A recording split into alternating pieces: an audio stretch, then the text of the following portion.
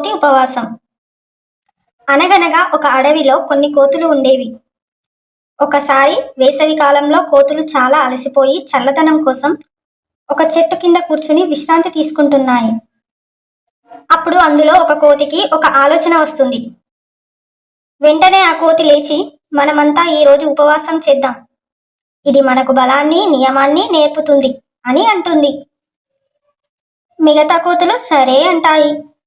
అయితే కోతులు ఉపవాసం చేసే ముందు రాత్రికి తినడానికి పండ్లు సేకరించాలనుకున్నాయి.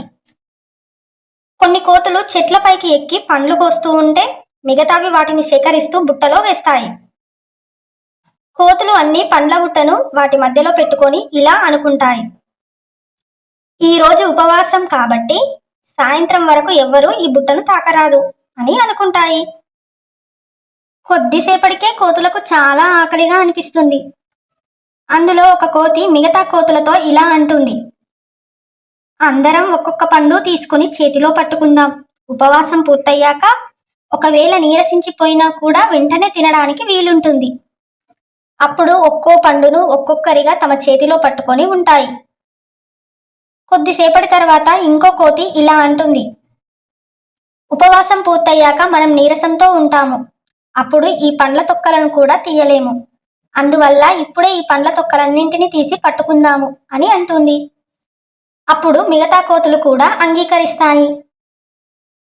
అన్నీ వాటి తొక్కలను నోటితో తీయడం ప్రారంభిస్తాయి.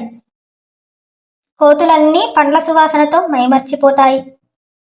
ఇంతలో మరొక కోతి అంటుంది, ఈ పండ్ల వాసన భలే బాగుంది, వీటి రుచి ఎలా ఉంటుందో కొద్దిగా తిని చూద్దాం అని అంటుంది.